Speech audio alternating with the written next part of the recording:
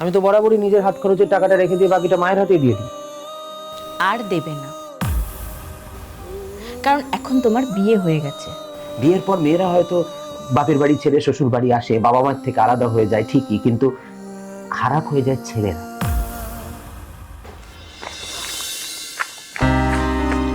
পূজা, এই পূজা। বলো, ডাকছো কেন? কি হয়েছে? কি তুমি অফিসের জন্য এখনো রেডি হওনি? আর রেডি? তোমার মা বাবার ফরমাস শেষ হোক, সকাল থেকে 101টা কাজ। শোনো, আমার আর ভালো লাগছে না এইভাবে। আচ্ছা শোনো না, এটা কাজ করো, আমার বেরোতে দেরি হয়ে গেছে, তুমি স্যালারি টাকাটা একটু মায়ের হাতে দিয়ে দিও না প্লিজ। কেন? কেন? কেন মানে? আমি তো বরাবরই নিজের হাত খরচের টাকাটা রেখে দিয়ে বাকিটা মায়ের হাতেই দিয়ে দিই। আর দেবে না, কারণ এখন তোমার বিয়ে হয়ে গেছে। কিছুটা টাকা তুমি অবশ্যই দেবে, তবে পুরোটা টাকা ধরে দেওয়া আর নয়। পূজা, কি বলছো কি তুমি এসব? তুমি তোমার মাইনের টাকা নিয়ে কি করো, তোমার বাবা মাকে দাও কি দাও না, তুমি কিভাবে খরচ করো, আমি তো কখনো তোমাকে জানতেও চাই না। আমি যেটা বলছি সেটাই শুনবে। আর শোনো, আমার এইভাবে জয়েন্ট ফ্যামিলিতে থাকা অভ্যাস নেই। তোমাকে আমি আগেও বলেছি, আবার এখনো বলছি, যত তাড়াতাড়ি সম্ভব একটা আলাদা ফ্ল্যাটের ব্যবস্থা করো। কই দেখি টাকাটা দাও।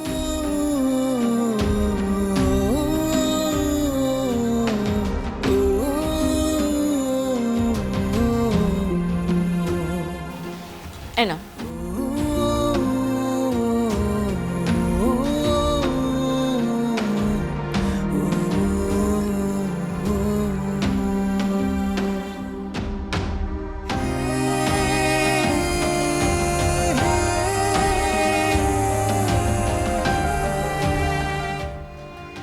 মা, আমি বেরোলাম। সাবধানে যাস বাবা।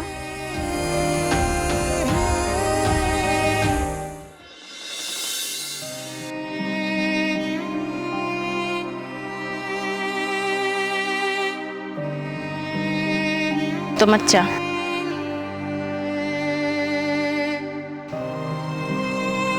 শোনো, তোমার সাথে আমার কিছু কথা আছে। বলো। ফ্ল্যাটের কি অবস্থা? দেখো স্বর্ণ, আমি কিন্তু তোমাকে অনেক দিন ধরে বলছি, আমি এখানে সবার সাথে একসাথে থাকতে পারছি না। কেন, অসুবিধাটা কি হচ্ছে?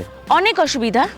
আমি এখানে নিজের মতন থাকতে পারি না, নিজের মতন একটু টিভি দেখতে পারি না, সকাল 12টার সময় ছুটির দিনে ঘুম থেকে উঠতে পারি না, আমি আমার পছন্দ মতন পোশাকটাও পরতে পারি না। সবেতেই তোমার মার সমস্যা। পূজা, সবকিছু অ্যাডজাস্ট হতে একটু সময় লাগে, একটু সময় দাও, ধীরে ধীরে সবকিছু অ্যাডজাস্ট হয়ে যাবে, সব ঠিক হয়ে যাবে। আমার দরকার নেই।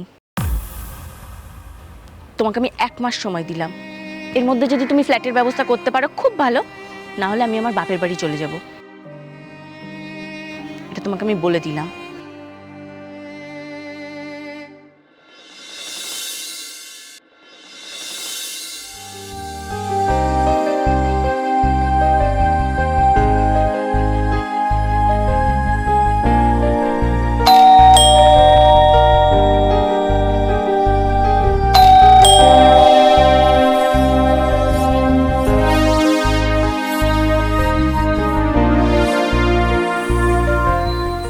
কি ব্যাপার, এত দেরি হলো যে?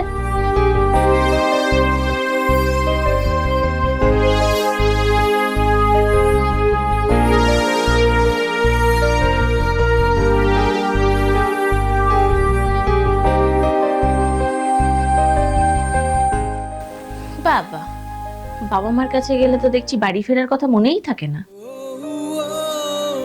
এই, ওখানে গিয়ে কি এমন করো বলো তো? বাড়ি ফিরলে এরকম মুখটা হাড়ি করে নিয়ে বসে থাকো। হ্যালো বন্ধুরা, আজকে আমার খেলতে ইচ্ছা করছে ক্র্যাশ গেম, আর এটা খেলতে আমাকে সাহায্য করবে 1x as a creator their own game with the quick result. So let's try it, play it with 1000 rupees. আমি এখন 1000 টাকা দিয়ে গেমটা শুরু করলাম। এখানে এখন প্লেনটা উঠতে শুরু করবে, সঠিক সময়ে স্টপ বাটনে ক্লিক করতে হবে। এখানে যত বেশিক্ষণ ওয়েট করব তত বেশি উইনিং পাবো আমরা। ইয়েস, এখানে আমি স্টপ করলাম। Yes, on 4th time of the amount. I was really lucky today. So আমার মতন তোমরাও খেলতে পারো, কমেন্ট বক্সে দেওয়া আছে লিংক। সো ওখানে ক্লিক করে তুমি যদি রেজিস্টার করো, এবং আমার প্রোমো কোড 1cam1 যদি ইউজ করো তাহলে তোমার প্রথম ডিপোজিটে পেয়ে যাবে 26,000 টাকা পর্যন্ত welcome bonus. So you are going to be lucky today. Puja, আমার খিদে পেয়েছে, কিছু খেতে দাও। কেন খাইয়ে পাঠায়নি তোমার মা? খেয়ে আসলেই তো পারতে। আর আমাকে ফোন করলেই তো 10 রকম কথা বলে, আমার বাবু এটা খেতে ভালোবাসে, আমার বাবুকে এটা দিও না, ওটা দিও না। তোমাকে খাইয়ে পাঠালো না? পূজা, আমার খিদে পেয়েছে, প্লিজ কিছু খেতে দাও। বাবা, এত বিরক্ত কেন হচ্ছ? এই একটা কথা পরিষ্কার করে বলো তো, তোমার কাছে আমি বেশি ইম্পর্টেন্ট না তোমার বাবা মা? পূজা, আসলে আমার কাছে ইম্পর্টেন্ট ছিলাম আমি, কিন্তু এখন আর নেই। হয়তো আমি বেঁচে আছি, কিন্তু আমার মনটা মরে গেছে। বিয়ের পরে তুমি চাও যে বাবা মা পরিবার সবাইকে ছেড়ে আমি তোমার সঙ্গে থাকি, আর আমার বাবা মা চাই আমি তোমার থেকে দূরে গিয়ে ওদের সাথে থাকি। বিয়ের পর মেয়েরা হয়তো বাপের বাড়ি ছেড়ে শ্বশুর বাড়ি আসে, বাবা মার থেকে আলাদা হয়ে যায় ঠিকই, কিন্তু খারাপ হয়ে যায় ছেলেরা।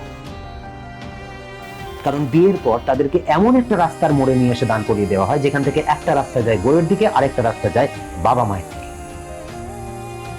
বউকে সাপোর্ট করলে বাবা মার মুখ ভার, বাবা মাকে সাপোর্ট করলে বউয়ের মুখ ভার। তুমি তো তোমার বাবা মায়ের সাথে কথা বলো, তোমার সুখ দুঃখ আনন্দ সবকিছু তুমি তাদের সাথে শেয়ার করো, কিন্তু আমি তোমার আনন্দ দুঃখ সুখ কারোর সাথে শেয়ার করতে পারি না। কারণ আমি তোমার সাথে শেয়ার করলে ওদের মন খারাপ হয়, ওদের সাথে শেয়ার করলে তোমার মন খারাপ হয়। আরে কেউ আমাকে তো জিজ্ঞেস করো আমি কি চাই, আমার কোনটা ভালো লাগে।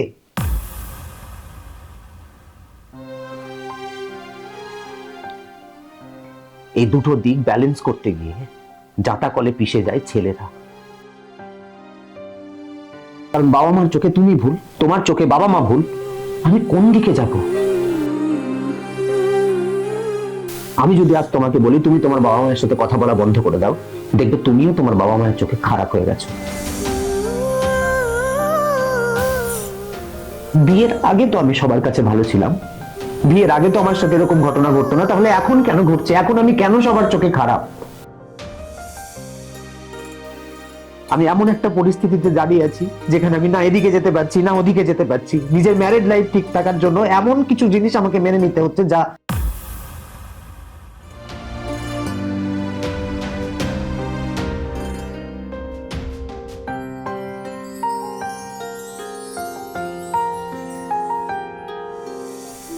কথাগুলো ভেবে দেখো, বুঝতে পারবে।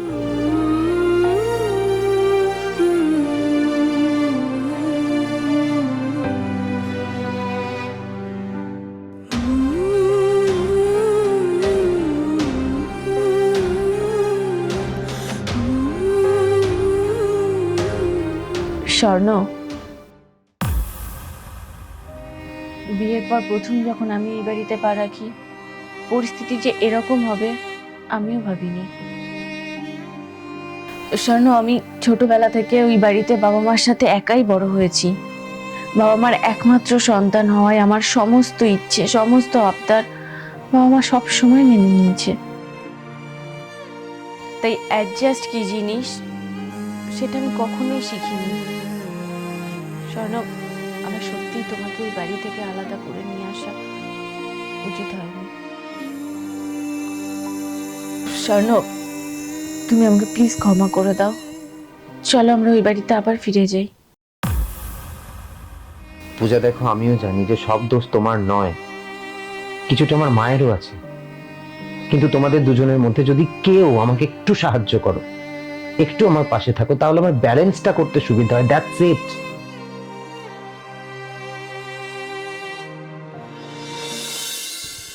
আমি আছি, আমি থাকবো।